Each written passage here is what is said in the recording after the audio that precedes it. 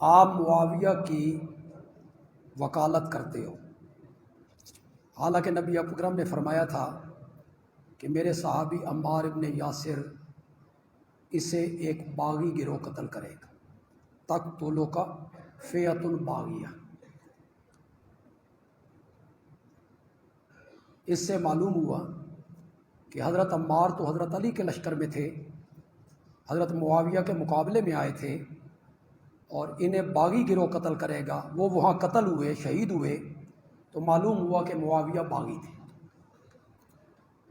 یہ بڑا اعتراض ہے، یہ محمد علی انجینئر اسے بڑا اچھالتا ہے۔ وہ آگے روایت کا ایک حصہ ہے کہ تو انہیں جنت کی طرف بلائے گا اور وہ تجھے جہنم کی طرف بلائیں۔ وہ بھی وہ نبی پاک کے ذمہ لگا دیتے ہیں اس حصے کو بھی، حالانکہ وہ اور موقع کا ہے، لیکن وہ اس طرح لوگوں کو، نوجوانوں کو خراب کرتے ہیں۔ سب سے پہلی بات یہ سنیں کہ یہ جو حدیث ہے حضرت عمار کے متعلق کہ تجھے ایک باغی گروہ قتل کرے گا، اس پر جرح موجود ہے۔ اگر کسی کو جرح چاہیے تو میرے ساتھ رابطہ کرے، میں راوی بھی بتاؤں کہ یہ راوی ہے اور اس پر یہ جرح ہے۔ ایک جرح بتا دیتا ہوں اس کے ایک راوی پر محدثین نے کی کہ وہ راوی جب مرنے لگا تو اس سے کسی نے کہا کہ اللہ سے معافی مانگو، استغفار کرو، تو کہتا ہے معافی مانگنے کی کیا ضرورت ہے، میں نے حضرت علی کی فضیلت میں 70 حدیثیں گھڑی ہیں۔ کتنی؟ 70۔ وہ اس حدیث کا بھی راوی، خبر واحد ہے، پھر اس پر جرح ہے، راوی اس کا کذاب ہے۔ یہ اس روایت کا حال ہے۔ کسی کو شک ہو تو بعد میں مجھ سے رابطہ کر کے راویوں کے متعلق پوچھے۔ اگر مجھ سے رابطہ نہیں کر سکتا تو ہمارے محترم دوست پروفیسر قاضی محمد طاہر علی الہاشمی رحمۃ اللہ علیہ، ان کی جو کتاب ہے سیدنا معاویہ پر 100 اعتراضات کا جائزہ، اسے اٹھائے، پڑھے، پوری جرح اس میں نقل ہو گئی، چاروں راویوں پہ انہوں نے جرح کر دی۔ یہ تو اس حدیث کا حال ہے۔ اب میں ایک حدیث سنانے لگا ہوں جی، بخاری سے پڑھنے لگا ہوں، کوئی جرح نہیں ہے۔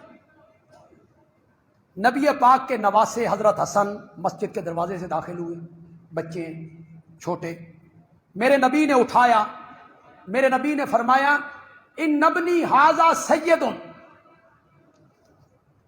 میرا یہ بھائی بیٹا سردار بیٹا ہے، لعل اللہ ان یصلح بہ بین فئتین عظیمتین من المسلمین۔ آپ میرے ساتھ پڑھیں گے ذرا، بین فئتین عظیمتین، عظیمتین من المسلمین۔ یہ حسن میرا بیٹا سردار بیٹا ہے، اللہ میرے اس بیٹے کے ذریعے مسلمانوں کی 2 عظیم جماعتوں کے درمیان صلح کروائے گا۔ کون سی جماعتیں؟ بولو، زور سے بولو یار، کون سی جماعتیں؟ وہ کون سی جماعتیں تھیں؟ ایک حضرت علی کی جماعت اور ایک حضرت معاویہ کی جماعت۔ ان دونوں کے درمیان صلح کا باعث کون بنا؟ تو میرے نبی نے ایک گروہ کو باغی کہا، ایک کو عظیم کہا؟ نہیں، میرے نبی نے دونوں گروہوں کے متعلق کہا بین فئتین عظیمتین۔ وہ دونوں گروہ کیا ہوں گے؟ عظیم ہوں گے۔ 2، تیسری بات یہ ہے کہ جب حضرت عمار شہید ہو گئے تھے، شہید ہو گئے، اس حدیث کے تحت واضح ہو گیا کہ معاویہ باغی ہے، اس کے بعد صحابہ کو معاویہ کا ساتھ چھوڑ دینا چاہیے تھا کہ نہیں؟ چھوڑ دینا چاہیے تھا۔ کسی نے چھوڑا؟ کسی صحابی نے ساتھ چھوڑا کہ بھائی آپ تو باغی ہیں، اب تو ظاہر ہو گیا ہے؟ کسی صحابی نے ساتھ نہیں چھوڑا۔ پھر میری چوتھی دلیل یہ ہے ایک باغی کے ساتھ حضرت علی نے سلو کیوں کی؟ آدھا علاقہ تیرا آدھا باغی سے سلو کیوں؟ پھر حضرت علی کے بیٹے حضرت حسن نے خلافت تھیلی میں رکھ کر تھالی میں رکھ کر ایک باغی کے سپردو کیوں کی؟ چلو یار چھوڑو، میں قرآن کا طالب علم ہوں، قرآن پیش کرتا ہوں۔ سورۃ حجرات ہے، آیت نمبر غالباً 8 یا 9 ہے۔ وَإِن طَائِفَتَانِ مِنَ الْمُؤْمِنِينَ اقتتلوا، مومنوں کی دو جماعتیں جب آپس میں لڑ پڑیں ان کے درمیان سلو کرو۔ فَإِن بَغَتْ إِحْدَاهُمَا، اور اگر ان میں سے کوئی ایک زیادتی کرے، بغاوت پہ آمادہ ہو، تو سب مل کر اس کے خلاف جہاد کرو۔ قرآن کہہ رہا ہے وہ اگر بغاوت سے باز نہیں آتے تو سارے مل کر اس کے خلاف کیا کرو۔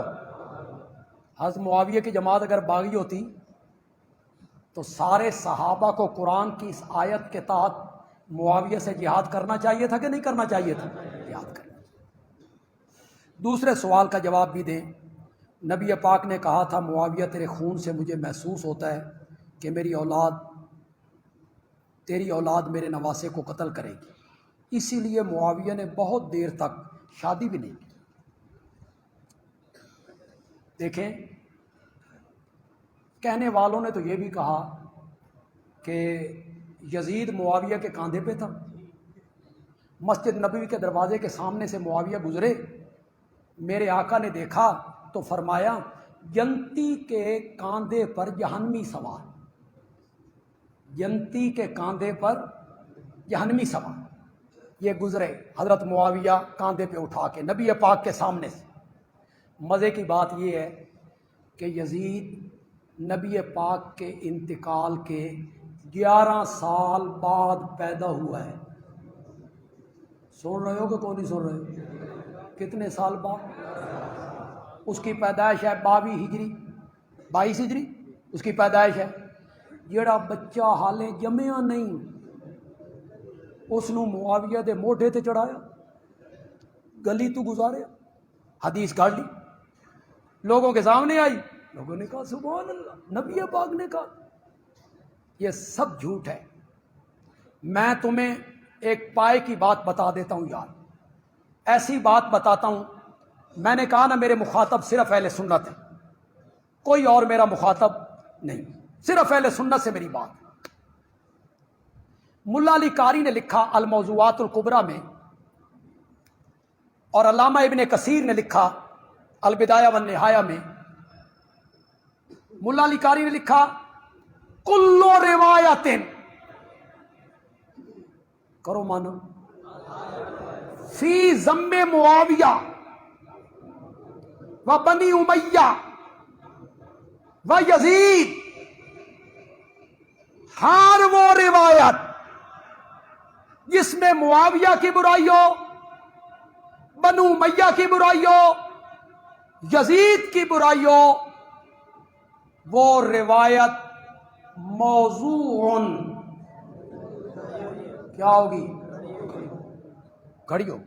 علامہ نے کثیر لایا کہا اورد ابن عساکر فی ذم یزید، ابن عساکر بہت سی باتیں یزید کی برائی میں لے کے آیا ہے، ان میں ایک بات بھی صحیح نہیں ہے، سب کی سب جھوٹی ہے۔